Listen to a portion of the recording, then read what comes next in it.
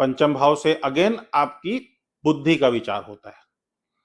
आपकी बुद्धि, जैसे मैंने लग्न में भी बोला, यहां पे भी तो आपकी बुद्धि विवेक शक्ति है, लेकिन आप उसका उपयोग कैसा कर पा रहे हैं, कितना कर पा रहे हैं, सकारात्मक कर पा रहे हैं, नकारात्मक कर पा रहे हैं। आजकल बहुत फेमस एक ट्रेंड चला हुआ है कि आपको स्टॉक से पैसा कमाना है, स्टॉक मार्केट से पैसा कमाना है। राहु को देखिए, पंचम भाव को देखिए, क्योंकि ये बुद्धि के इस्तेमाल की बात हो रही है। आप अपनी बुद्धि के इस्तेमाल को समझने की कोशिश कर रहे हैं कि आपकी बुद्धि कितनी तीव्रता से काम कर रही है डिसीजन मेकिंग में। बुद्धि का विचार, संतान का विचार, संतान होगी नहीं होगी, कैसी होगी, आपके संतान के साथ संबंध कैसे होंगे, या संतान आपके साथ कैसे संबंध रखेगी। हालांकि इसके लिए सप्तमांश कुंडली का भी एक गहन अध्ययन जरूरी होता है, लेकिन पंचम भाव से आप उन परिस्थितियों को समझ सकते हैं, क्योंकि ये प्रारंभिक लक्षण होते हैं जो किसी ज्योतिष के जानकार को आपकी लग्न कुंडली देखते ही समझ में आ जाते हैं। फिर जब आप उनसे आगे का प्रश्न करते हैं, तब वो समझते हैं कि अच्छा, इस भाव से इस वजह से परेशानी इनको दिखाई दे रही है, ये ग्रह यहाँ पे इस तरीके से पीड़ित हो रहा है, या ये ग्रह यहाँ पे इस तरीके से बुरा प्रभाव डाल रहा है। तब वो उसके डीप एनालिसिस पे जाते हैं। लोग कहते हैं कि लोग सोचते हैं फोन में किसी को बस ऑन कॉल सारी डिटेल दे दो, ऐसा मुमकिन नहीं है। अगर कोई ज्योतिष ऐसा कर रहा है तो मेरे विचार से तो ये सही नहीं है, क्योंकि जब तक आप कुंडली को बैठ करके समय दे करके अध्ययन नहीं करेंगे, आप उसकी गहराई को नहीं जान पाएंगे और व्यक्ति को सही परामर्श नहीं दे पाएंगे।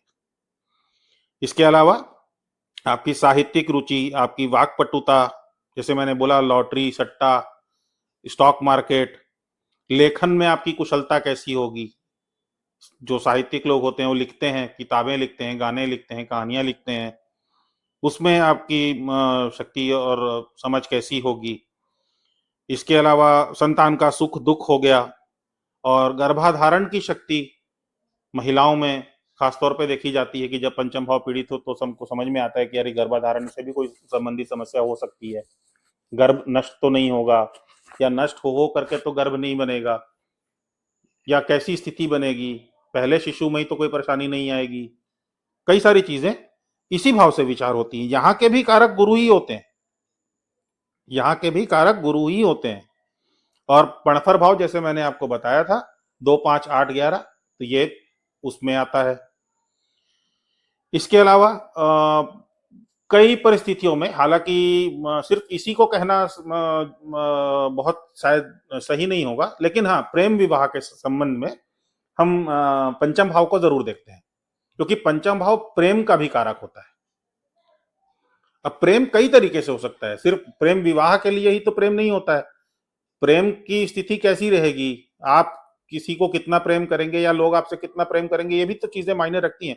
लेकिन हाँ, जब हम विवाह के संबंध में बात करते हैं, और खासतौर पर प्रेम विवाह के संबंध में बात करते हैं, तो हम हमेशा 5वें और 7वें भाव का आपस में कनेक्शन हम जरूर देखते हैं।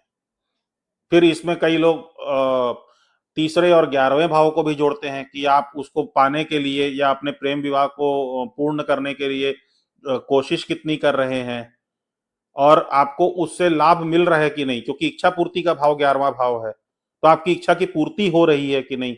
तो और वो फिर उसको आप स्केल में एनालिसिस करते करते आप आगे और जा सकते हैं, लेकिन वो परामर्श के समय हम कोशिश करते हैं। बाकी हाँ, प्रेम या प्रेम विवाह जैसी चीजें आपके जीवन में घटित होंगी कि नहीं होंगी, 5वें और 7वें भाव का आपस में कनेक्शन कैसा है, वो दोनों साथ में बैठ रहे हैं क्या, वो दोनों एक दूसरे पे दृष्टि डाल रहे हैं क्या, एक दूसरे के नक्षत्र में बैठ रहे हैं क्या, एक दूसरे से राशि एक्सचेंज कर रहे हैं क्या, नवांश में उनकी स्थिति कैसी हो रही है।